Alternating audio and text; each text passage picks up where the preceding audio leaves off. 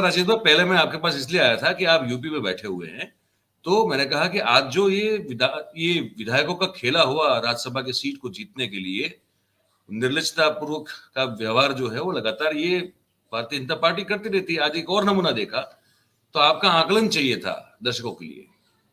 मयूर भाई, मेरी तो मौद्दबाना गुजारिश भारतीय जनता पार्टी से ये रहेगी कि जी। वो कॉरपोरेट के जरिए जो सरकार को चला रही है उसको फ्रंट पे क्यों नहीं लेकर आ जाते। जब वो बंदा, जो सेठ नाम का व्यक्ति है जो राज्यसभा जा रहा है लगभग, उसका कहना यह कि मेरे पास पहले से संख्या बल थी, तो मुझे पता करना पड़ा कि इसका कारोबार क्या था। अब तू बिल्डर आदमी है लेकिन तेरे पास संख्या बल थी जिससे तेरा एक लेना एक ना देना दो।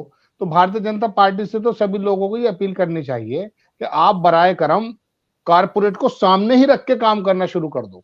अब रही बात विधायकों की, तो सर एक बात बताइए, विधायकों के बारे में बात करके अपने वक्त की बर्बादी करना इसलिए गलत है क्योंकि नीतीश कुमार जो पार्टी के सर्वसर्वा, मायावती जो पार्टी के सर्वसर्वा, वहां महाराष्ट्र में अजीत पवार वो पार्टी, मतलब मैं आपको कौन से प्रदेश में लेकर चलूं जहां पार्टी के सर्वे सर्वा जो मानक स्थापित करते हैं, जो सिद्धांतों की स्थापित करते हैं कि आपको मुझे चलना है, मुझे लेकर चलना है, जब वो ही पलटी मार देते हैं बार बार, तो इन विधायकों से क्या गिला करना।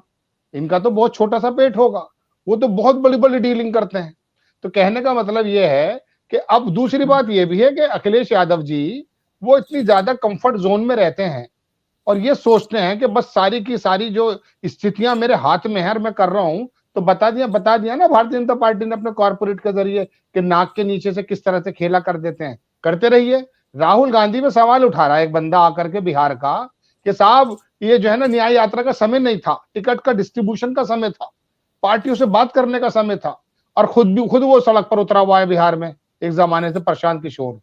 राहुल गांधी को ये सीख दे रहा है वो। अब बात ये बताइए, राहुल गांधी कम से कम यात्रा के जरिए अग्निवीर का मुद्दा, किसानों का मुद्दा, बेरोजगारों का मुद्दा, नकल के पर्चों का मुद्दा ये उठा रहे हैं, लोगों से जुड़ रहे हैं।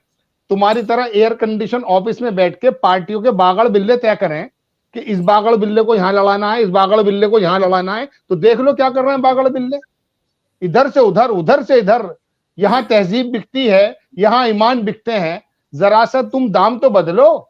यहाँ पर तो इंसान में मतलब क्या चीज नहीं बिकती बताइए आप। तो कहने का मतलब यह है सर कि मुझे तो दो तीन बातें याद ही आ रही हैं कि राहुल गांधी जो बुनियादी राजनीति कर रहे हैं सड़क पर उतर कर, एक आम आदमी से मिल करके, पत्रकारों से, बेरोजगारों से, किसानों से उनका दर्द पूछ रहे हैं, वो तो राजनीति नजर नहीं आ रही। हाँ, तुमने घर पे बैठ के, तुमने अपने एयर कंडीशन में बैठ के कौन से विधायकों की तुमने जो है रखवाली कर ली। वो मनोज पांडे जो छोटी सी टोपी लगा के अखिलेश यादव के पीछे बैठा रहता है, अभी उसने बदमजगी फैलाई स्वामी प्रसाद मौर्य को लेकर के। आपको यही नहीं पता आपको राजनीति करनी काहे की करनी है, पीडीए की आप बात कर रहे हैं। पीछे आपके बैठा हुआ एक ऐसा बंदा, अखिलेश यादव से कह रहा हूं मैं, पीछे आपके एक ऐसा बंदा बैठा है जो 22-25 दिन पहले जाकर के योगी जी से और जनक किस किससे मिलकर आया है, आपको खबर नहीं है।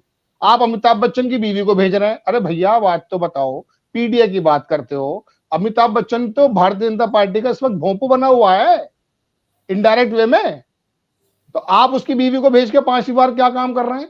अखिलेश यादव की भी बहरहाल कहने का मतलब यह है कि इन विधायकों से मुझे गिला इसलिए नहीं है जब नोटों की गड्डियां दिखाई दी होंगी। और एक बात और भी है, आखिरी बात, वो ये है कि इन विधायकों ने, मयूर भाई, ये देखा है कि यार अजीत पवार 70,000 करोड़ रुपए का बेईमानी करी अकॉर्डिंग टू पीएम, 35,000 करोड़ का एक ही घोटाला, जेल जाने वाला था, वो तो माननीय बन गया और पब्लिक भी एक्सेप्ट कर लेती है।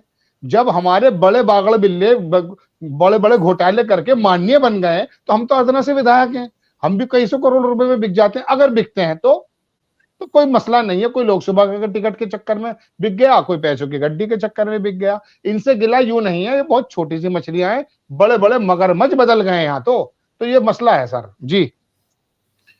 ये मसला है, ये मसला हम सालों से देखते आ रहे हैं, और पर्टिकुलरली मतलब ये ऐसा तो नहीं कि अभी शुरू हुआ है, ये आयाराम गयाराम वाला मामला तो हम दशकों से देख रहे हैं, लेकिन ये इसका डेफिनेशन चेंज हो गया, ये बिल्कुल लग रहा है। सुशील जी, मैं आपके पास आ रहा हूँ।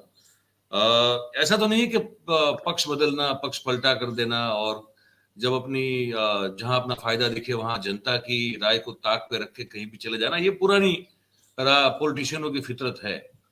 तो अब अगर ये हो रहा है तो फिर इसको जैसे जिस तरह से क्रिटिसाइज किया जा रहा है, क्या उतना क्रिटिसाइज होना चाहिए कि ये तो पुरानी रवायत है, पहले भी हो रहा था, आज भी हो रहा है।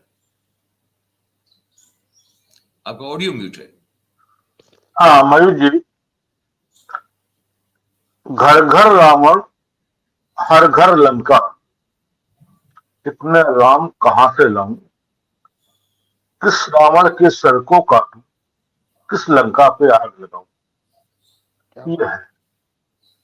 अब देखिए, मयूर जी, 500 साल पहले, मैं तो नहीं पता, मुझे तो नहीं जानकारी है, हमारे पूर्वज बताते हैं, मोदी जी भी बताते हैं कि त्रेता युग में कोई युद्ध हुआ था राम जी का उनसे, तो उस समय भी मेरे ख्याल से उसमें लोकतंत्र था नहीं, राजशाही थी, राजतंत्र था, राजा होते थे।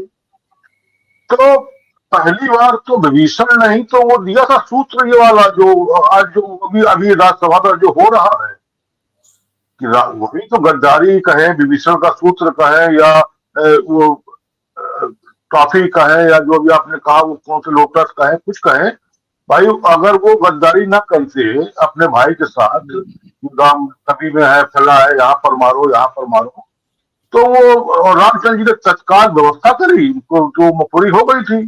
तो उन्होंने समुद्र किनारे जो है, तब तक लंका नहीं जीती गई थी, क्योंकि तिलक कर दिया था कि लंका के आप राजा हो गए। तो इससे बड़ा उत्कोच क्या होगा, जब त्रेता युग में ही उत्कोच किया गया, उसके वो है जनक हैं।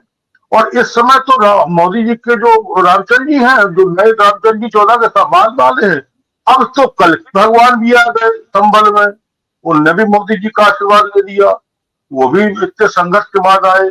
तो अब दोनों भगवान तो मोदी जी के पास है, तो चाहे राज्यसभा हो, चाहे पीएम हो, चाहे कुछ हो, तब तो 405 सीटें है ही हैं। और अब दूसरी बात पे आता हूँ मयूर जी, बड़ा हल्कापन हो गया देश की जनता में। अब मैं जिस आदमी को मैं देश का बहुत शानदार नेता मानता था, उस आदमी को आज की तारीख में मैं व्यक्तिगत रूप से बहुत हल्का नेता मानता हूं देश का, एक तरीके से बोझ मानता हूं राजतंत्र में, लोकतंत्र में, बिहार के नीतीश कुमार को लोटन कबूतर कहता हूं। अब उस आदमी को, जो आदमी कल को एक बार प्रधानमंत्री की रेस में आ चुका था, खड़गे, और वो साहब पता नहीं क्यों चले गए, तो कहीं ना कहीं उत्कोच था ना, तो वहां प्रधानमंत्री बनने तो गए नहीं, गृह मंत्री तो बनने गए नहीं, रक्षा मंत्री बनने तो गए नहीं, बिहार के मुख्यमंत्री, और देखिए जनता ने हाथों हाथ उठा लिया उसको, तेजस्वी को। अब आइए यहाँ पर अंतिम पायदान, इसकी बेबसों को, मजदूरों को, बेसहाराओं को, एक ये राज्यसभा का कंसेप्ट खत्म हो जाना चाहिए। अगर हमको सब कुछ यही करना है, राज्यसभा कॉन्सेप्ट तो इसलिए था, सब अनिल भाई, अजय जी और हमारे प्रखर साहब बैठे हैं, जहीर भाई बोल चुके, कि इसलिए था कि कवि, कलाकार, वैज्ञानिक, लेखक, साहित्यकार, जो लोग समाज में बड़ा प्रभाव रखते हैं, वो नई चुनाव लड़ना चाहते हैं,